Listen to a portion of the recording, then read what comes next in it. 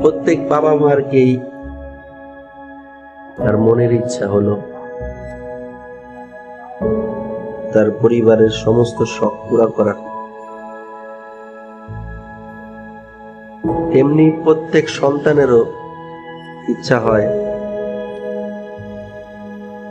তার পরিবারের শখগুলা পুরা করা। বাবার শখ, মার শখ, ভাইয়ের শখ, বোনের শখ, স্ত্রী যদি থাকে স্ত্রীর শখ, সন্তান যদি থাকে তার সন্তানের শখ। কিন্তু অনেক সময় হয়ে ওঠে, অনেক সময় হয়ে ওঠে না। আর বিশেষ করে সবার ক্ষেত্রেই হয়ে ওঠে না, কারণ শখ পুরা করতে গিয়ে দেখা যায় যে অনেক সময় যে কামাই করে আসলে সব শখ মিটানো পসিবল হয়ে ওঠে না।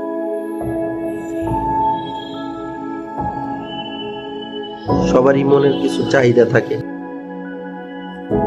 সন্তান শখ রাখে তার বাবা মামা তার মনের শখ, সমস্ত শখ পুরা করবে। তো বাবা মার পকেটে বা স্বার্থের বাইরে হয়ে থাকে সন্তানের অনেক শখ। কিন্তু বাবা মা জানে যে আমার সন্তানের সমস্ত শখ পুরা করতে পারতেছি না। আর যদি বাবা মা সৎ হয়ে থাকে, আমার কথা মতো হইল সব বাবা মাই তার সন্তানের কাছে সৎ, কিন্তু প্রাকৃতিক ভাবে যদি সৎ কামাই, সৎ রোজগার, হালাল কামাই, হালাল রোজগার হয়ে থাকে, তাহলে পরিবারের সমস্ত শখ একটু মেটানো কষ্টদায় হয়ে যায়। আর কিছু বাবা মা আছে যারা হালাল কামাই করে না, তো তাদের বিষয়টা আসলে বলতে চাইতেছি। তা আমি বলতে চাইতেছি যারা সঠিক পথে চলে, হালাল কামাই করে, অনেক সময় বাবা মায়ের পকেটের স্বার্থের বাইরে হয়ে যায় যে সন্তানের শখ পুরা করে। তাকে নিঃশব্দহীন সে বাবা মা চুপ চুপ করে কাঁদে বা লুকায় লুকায় কাঁদে যে আমি আমার সন্তানের সমস্ত শখ পুরা করতে পারলাম। তেমনি সন্তান যদি কামাই রোজগারে হয়, তো বাবা মায়ের অনেক শখ থাকে যেগুলা আসলে পুরা করা সন্তানের পক্ষে সম্ভব হয়ে ওঠে না।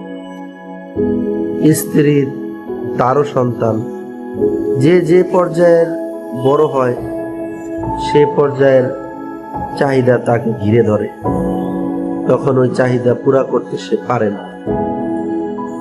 এই জন্য সেও মনে মনে কাঁদে যে আমি আমার বাবা মায়ের শখ পুরা করতে পারলাম না, আমি স্ত্রীর শখ পুরা করতে পারলাম না, আমি সন্তানের শখ পুরা করতে পারলাম, আমি ভাই বোনের শখ পুরা করতে পারলাম। আসলে দুনিয়াটা এরকম, দুনিয়াতে শখ পুরা করার জায়গা না,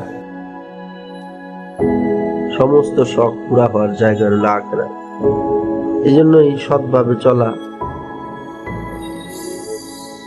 আর একে অপরের সাহায্যকারী হিসাবে চলা।